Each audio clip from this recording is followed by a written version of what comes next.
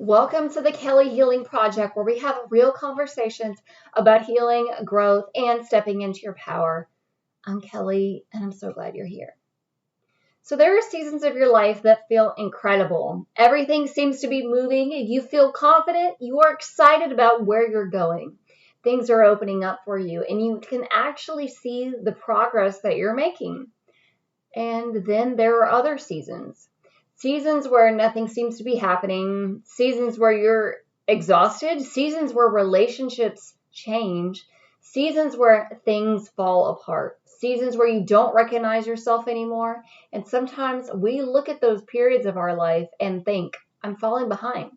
Something has gone wrong. I need to get out of this as quickly as possible. But what if every season of your life has something to teach you? What is becoming isn't just about getting to the next version of yourself. What if becoming also means learning how to be present with the version of yourself who exists right now? I think that we have this idea that personal growth should always feel like forward movement. We're accomplishing things, we're healing, we're motivated, we're confident, we're creating, we're becoming more successful. And when we're doing those things, it's easy to look at our lives and say, look how much I'm growing. But some of the biggest periods of growth don't look like growth while you're experiencing them. Sometimes growth looks like slowing down. Sometimes it looks like saying no. Sometimes it looks like realizing you don't have the life you thought you wanted. Sometimes it looks like losing relationships you've outgrown. Sometimes it looks like sitting in uncertainty because the old version of you doesn't fit anymore, but the new version hasn't completely emerged yet. That's still growth. It's just not the kind that photographs well. There will be seasons when life asks you to expand. Take the opportunity. Start the business. Have the conversation, share your voice, try something you've never done before. Allow yourself to be seen. These seasons can be exciting because you could physically see your life changing, but expansion has its own lessons. Can you allow yourself to have what you've been asking for? Can you handle being seen without shrinking? Can you experience success without immediately moving the goalpost? Can you receive without believing you have to earn every good thing through exhaustion? Sometimes the lesson isn't learning how to get more. It's learning how to hold more. Then there are seasons that seem to take things away. A relationship ends, a friendship changes, a job no longer fits, an identity you've carried for so many years begins falling apart. Something you thought would be a part of your future suddenly isn't. Those seasons can feel like loss, and sometimes they are. But letting go also creates space. There are things we carry simply because we've carried them for so long.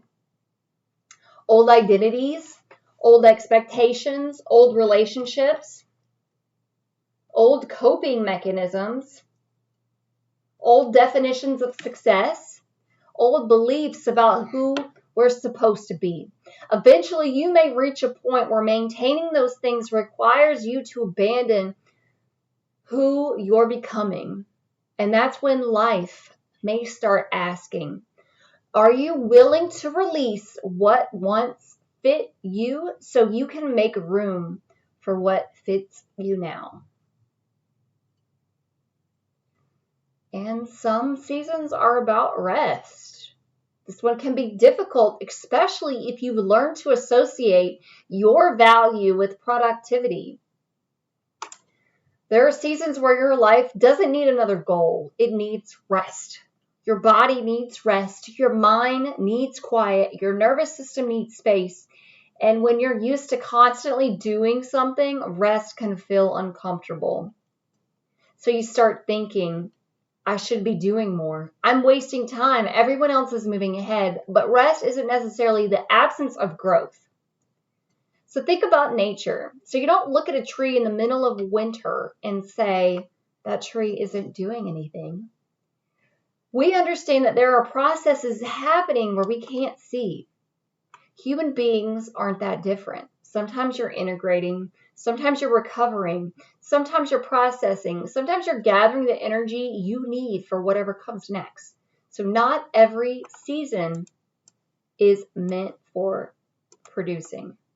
And I have so much experience with this particular season, especially the season. I mean, of course, I've had experiences with all the seasons, but I feel like I really can relate to this season, to a season of rest, because once you get out of an environment that has your nervous system just on overload, or you really experienced a life where you were constantly going.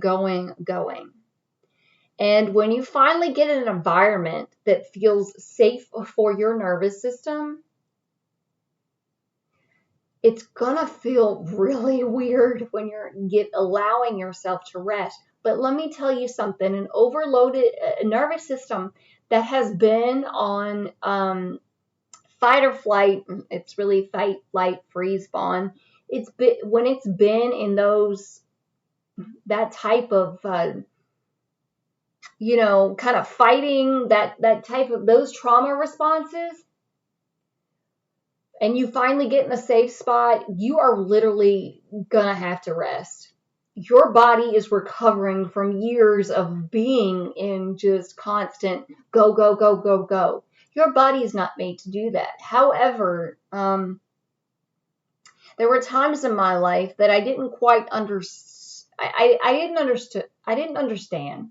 I thought that was the way that it always had to be. I thought I had to constantly prove my worth. I had to prove that I was worthy of just being present, being alive, being on that planet, because I grew up in an environment that just taught me that I was never going to be enough. And that was not necessarily how the world worked. That was how I experienced life in the beginning. That one person that's supposed to be a caretaker and is supposed to teach you, from from a spot of a calm nervous system. Your mother's supposed to be very nurturing. She's supposed to be there for you.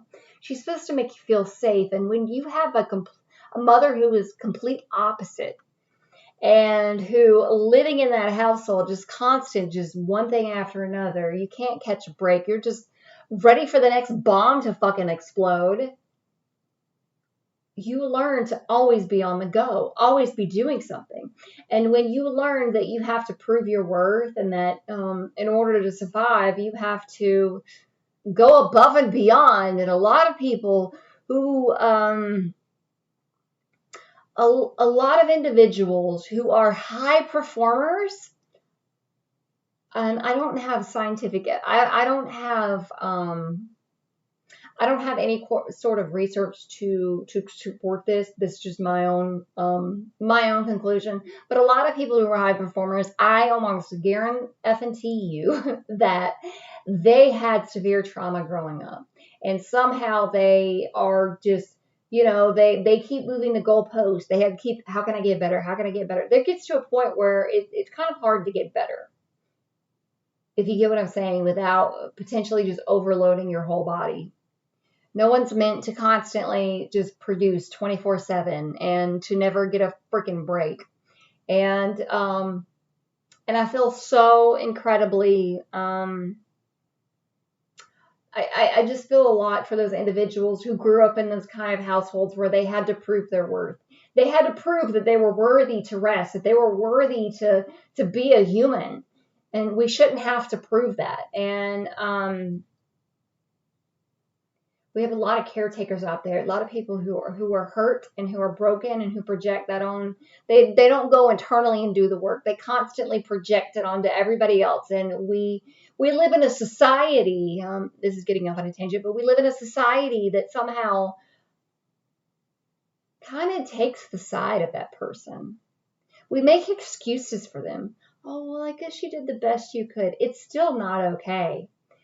Having that is not okay. I mean, I get it. There's some people, and there's kind of like that hurt people. That's not always necessarily the case. However, a lot of times that is the case. I never projected that own hurt onto other people. If anything, I tend to isolate. If I'm going through something, I'm like, I need my space. I need to be alone. But I didn't really get a lot of support growing up. I didn't have. So I've learned that if I want to do something, I got to do it on my own. And I don't have anybody that's going to help me and cheer me on. I have to just get it done. And it's in the end, it kind of it benefits me, but also, I'm a strong believer in whatever meaning you give things is basically what you get out of it. So if you give something the meaning of, oh, I've got all this trauma, all this stuff came to break me, then guess what? It's going to fucking break you. But if you actually decide a meaning that, you know what? I may have experienced people who were hurt in the past, but guess what? I'm going to take this and I'm going to transmute it and I'm going to make it into something beautiful where I can inspire others and I can actually shine a light and bring awareness to certain subjects that maybe other people have a hard time talking about. And in the end, I always get better. And that's the meaning that I give things. And guess what? It freaking happens. So it may take me a while, but in the end, like I've been building pretty much my whole life. And though I understand that in order to build something with a strong foundation, it takes a lot more time than, so I'm even in my own life, I may have looked around and said, well, people look like they're further ahead. I feel like I'm behind. I'm still healing all of this stuff, but I have built such a damn strong foundation, excuse the language, that, I'm so proud of myself. It's stable. My foundation and my healing is stable. I didn't just think, oh, I think I'm done healing it. No, I freaking worked through all of my triggers. I worked through them. I questioned them. How do I want my life to look? Is this what I want to be normal for me? And you have to also look at it from a perspective of, if you've had trauma, that you had certain belief systems and you've had certain behaviors that kept you safe. However, when you become an adult, you may not need those behaviors anymore and you may not want to keep them, and you may have to completely rewrite your belief system. And because a lot of these beliefs that you have formulated when you were a kid, when all this traumatic shit was happening to you, those beliefs, those ways that you view the world are not necessarily true. Did it suck that people hurt you? Yes. Does it mean that everybody's out to get you? No, it doesn't. It doesn't. All right, so moving on. And some seasons teach you boundaries. There are also seasons where lessons seem to keep showing up through other people. You find yourself exhausted after certain interactions. You notice resentment. You realize you're constantly explaining yourself. You're managing everyone's emotion. You're carrying problems that aren't yours. You're saying yes when everything inside of you is saying no. And maybe the lesson isn't, how do I get these people to change? Maybe it's, why do I keep abandoning myself in order to keep everyone else comfortable? Now that's an entirely different question. Some people aren't placed in our lives to teach us how to tolerate more. Sometimes the lesson is learning that learning when you've tolerated enough. You can love people and have boundaries. You can care about somebody without carrying their life. You can allow someone to be disappointed. You can allow someone to misunderstand you. You can allow someone to have their emotions without making those emotions your responsibility. Maybe that season is teaching you how to finally choose yourself. And this was me. I find myself, and I'm still learning. I'll be honest, I don't think I'd ever stop learning. I don't think, even when you're healing, I don't think the work is ever done. Because there's always something to work through. There's always something to heal. There's always an area that can be improved. And for me, I'm learning that I'll be honest, I carry my heart on my sleeve. I'm a deeply caring person. I genuinely care about people and I want them to experience a beautiful life because everyone deserves that. However, I have come to the realization that, there's been certain times where I give way too much, even in interactions, and even certain ways where I realized that I started to take on other people's emotions. And somehow I wondered why. Why maybe why I was feeling certain things. But just because, first of all, I want to say just because you have an emotion doesn't necessarily mean that it's yours. You may be feeling somebody else's emotion.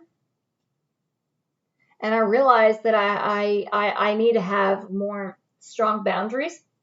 And having boundaries doesn't mean that you're a complete butthole to other people. I'm trying to say that nicely. You can still be friendly, but you don't take on other people's energy. And you don't need to overgive either. I realized that I was abandoning myself, and that kind of behavior was a way that I was able to, survive my childhood. Even when things in my environment weren't threats, I was so used to things that were a threat. And if you have that fawn trauma response, I mean, I almost got it. I'm almost done. But the trauma response, I mean, you have to stop putting other people before your needs and stop taking on their emotions and stop trying to do all that. I mean, it's okay to help people, but if you feel like every interaction you have with somebody, you have to take on their emotions and help them with everything, it's not your job. A lot of people need to help themselves. And I realized too that there are a lot of people out there that are not like me. I am extremely disciplined. I'm always working towards the next goal. I'm always working on myself. I never am the same person as I was yesterday. I'm always getting better. I'm always working on things and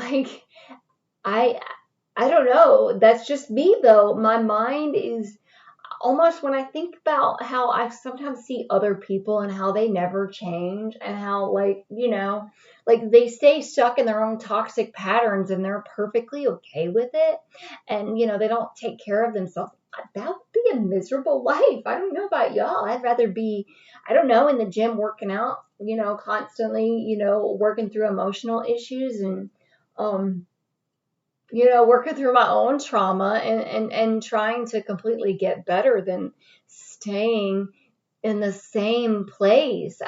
I don't understand. And I think that's kind of, too, another reason what sets me apart from a lot of people. And I don't say that like in a, I never think I'm better than anybody else. I look around and but I know that there's a lot of people that they have a lot of things that they're not working through. And eventually it'll come to a point where you'll get so unhappy that, most likely you'll need to change.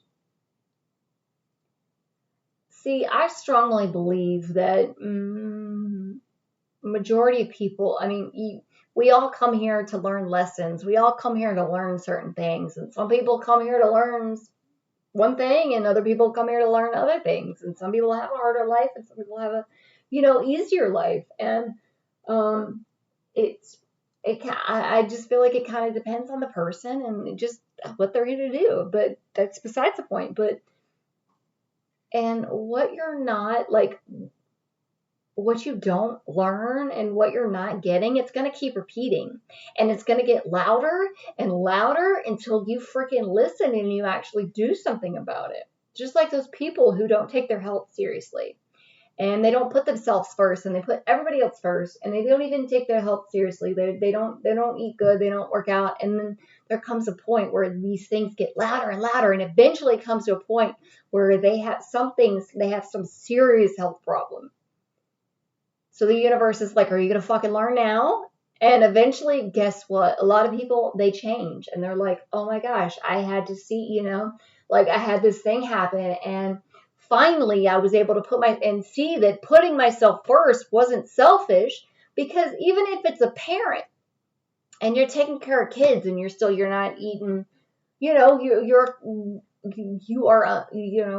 not the healthiest you could be. Well, if your health suffers, then who the hell's going to take care of your kids? It's not selfish to take care of you and to eat. It's not selfish. And a lot of these things, they're different belief systems. You believe just because you have kids that life's, I don't know, like it's not that hard to even grab a protein shake instead of eating, some, I don't know, eating McDonald's. Like it's not difficult, but you have to learn to think a certain way. But also, even if you grew up in an environment where you weren't really taught those healthy habits, it's not going to come first nature for you. But you need to put yourself first. You can't say, I'm putting everybody else first and me last. Well, what are they going to do if you're not here, if you're not taking care of yourself? But like I said, what I believe is, what you're not learning, it'll eventually get louder and louder and louder until you learn. It's like, are you going to freaking learn now? Are you going to learn this lesson? Anyways, that's besides the point. I got off on a tangent, guys. I'm so sorry, but this was what happened. But yeah, But yeah, maybe that season is teaching you how to finally choose yourself. And also know that difficult seasons can reveal you to yourself. So I don't believe that we need to romanticize suffering. Something painful doesn't automatically become wonderful because we learn something from it. There are experiences we would never choose, but we can still ask, what did this reveal to me? Maybe you discovered how resilient you are. Maybe you realized how much you had been tolerating. Maybe you finally saw a pattern that had been running your life. Maybe you discovered that you don't actually want what you've spent years chasing. Maybe you learned what love isn't. Maybe you learned what safety feels like. Maybe you learned that your intuition had been speaking to you all along, and maybe you learned that you can lose something and still be okay. The experience doesn't have to have been good for something meaningful to come from it. And also stop judging past versions of yourself. So this is another part that I think is really so important. So we can look back at ourselves with the knowledge we have today and think, why did I tolerate that? Why didn't I leave? Why didn't I speak up? Why did I keep trying? How do I not see it? But you're judging from an earlier version of yourself using information that the version of you didn't have yet. She was learning, she was surviving, she was making decisions with awareness, resources, beliefs, and capacity she had at that time. And eventually she learned enough to become you. So you don't have to hate who you were in order to love who you're becoming. In fact, maybe part of healing is being able to look back and say, I understand why you did what you did, and we don't have to live that way anymore. And this was something I had to learn myself, because, like I said, I've been very vocal about just what I experienced growing up. I wasn't really taught what true love was. I lived in a very critical environment. Like, it just felt like I was, even when I expressed myself and I expressed my emotions, I was invalidated, and I was, oh, you're not supposed to think that. Like, I was told how to feel. It wasn't like, oh, let me understand let me understand your feeling. Like, and I never felt like, even when I spoke up and I spoke out against how I was being treated, like, I felt like when my mom was on this planet, I mean, she's not here now, but when she was here, she was never going to see it my way. She was never going to see it my way. I was never able to be myself, to express myself openly. somehow I was just a threat to her for some reason. I don't know. She didn't like the fact that I spoke out against it. And for so long, even when I was younger, I thought it was normal. I thought that there was something wrong with me, but there was nothing wrong with me. I was pretty much blamed for everything. And I had the hardest time. I would apologize constantly to everyone. And a lot of people who have been abused, they will apologize all the time. They will over-explain themselves all the time because they constantly had to defend themselves. I was blamed for pretty much everything. So if I went ahead and said I'm sorry, then at least I can accept responsibility, and maybe the blow up or what I would be blamed for, it wouldn't be that bad. And even financial abuse I experienced with my mother, just taking advantage of me financially when I was able to get a job. But whatever, it is what it is. But I didn't learn what true love was. Your parents are the first teachers of how to treat yourself and how you let other people treat you. And if you have a parent who is so overly critical of you, you feel like you can't do anything right. That everything is just, they just like, they're not caring, they're not nurturing, they're not understanding. You can't even talk to them. Then you will find somebody who treats you just like them, because you don't know what true love is. And I strongly feel like you can't truly love somebody else until you love yourself. Everything in this world, it's all an illusion. I'll be honest with you. It's all illusion. And a lot of things are a projection, and people treat you based upon the way that they treat themselves. So if they're overly critical of you, it's because they're critical of themselves. But a lot of these things, it was a critical voice that was internalized from most likely a parental figure. And I was very critical of myself. I've tamed that inner critic, and but I thought it was me. It wasn't me. It was her. I internalized that voice, and I didn't need her anymore because I became her. But so anyways, so when I was in my early 20s, I found somebody that treated me like her. In the beginning, the flags were there. I just refused to see them because I didn't know. Those insults disguised as jokes. Oh, I'm just joking. You can't take a joke. No, if somebody does that to you, run. Please don't run. Because if you have to joke about it, you have somebody who doesn't have enough balls to say it. Instead, they have to put you down in a way and get you down on their level, but do it in a way, well, I was just kidding. You can't take a joke, and gaslight you. No, but the warning signs were all there. And I just refused to see them because I didn't know any better. And eventually, it's like, but eventually, eventually I left him. I left one day, took my kids to a women's shelter, just packed everything up, and he was like, oh my, where did she, yeah, I was gone. And it was one of the best decisions I ever made in my life. And that was in 2018, and that was a big year for me. And I'm so incredibly proud of it. But going back to this, I was like, why did I tolerate that for so long? He would even joke about and I see now that a lot of it was his own insecurity that, like I said, he externalized to other people. He put it on other people, and instead of working through it. And it's so, I don't know, it's just the amount of crap that I put up with. And also this goes back a little bit to, I was talking about how it's okay, seasons of rest. And after I left him, because I was with my mom in that environment, and then I was with him for so long, almost 10 years.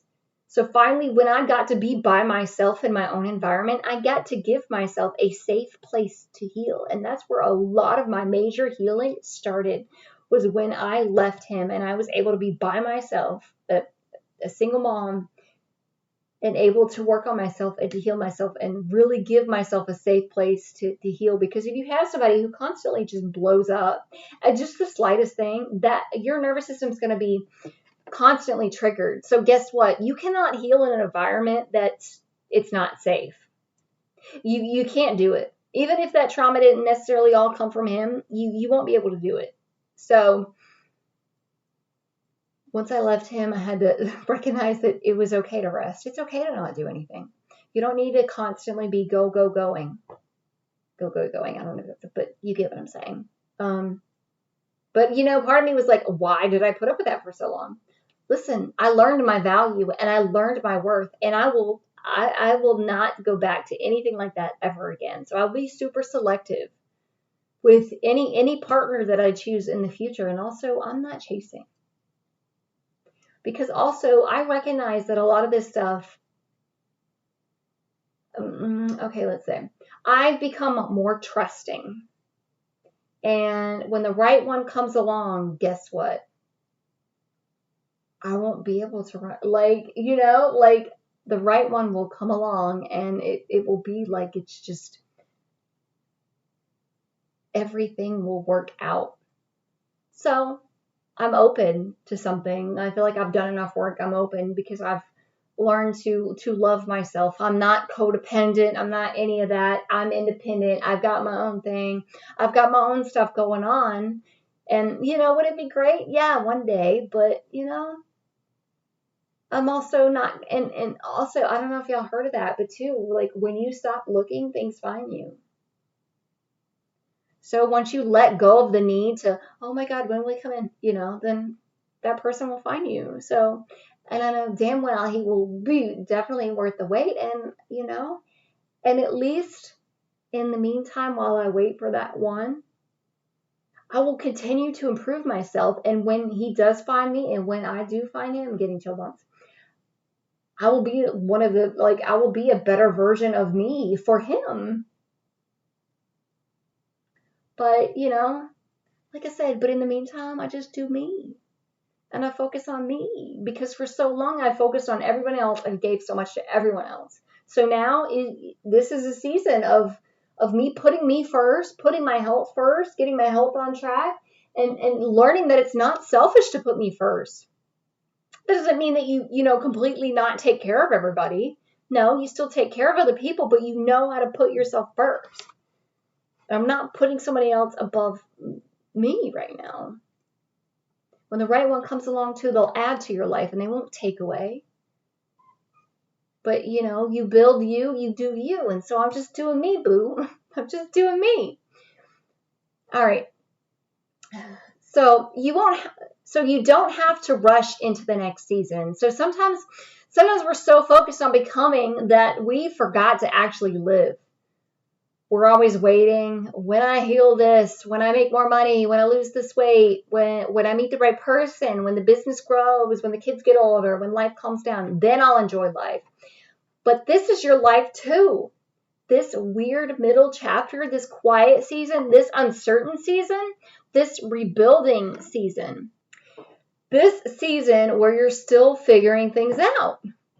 You don't have to wait until everything makes sense to be present in your own life. Ask what this season is teaching you. If you're in a season right now that you don't completely understand, instead of immediately asking, how do I get out of this? Try asking, what is this season asking me to learn? Maybe it's patience. Maybe it's boundaries. Maybe it's receiving. Maybe it's letting go. Maybe it's trusting yourself. Maybe it's slowing down. Maybe it's speaking up. Maybe it's allowing yourself to be seen. Maybe it's realizing that you don't have to prove anything anymore. And maybe you won't understand the lesson until much later, but that's okay too. So becoming isn't a destination. So the person you're becoming isn't waiting for you somewhere in the future. You're becoming her now.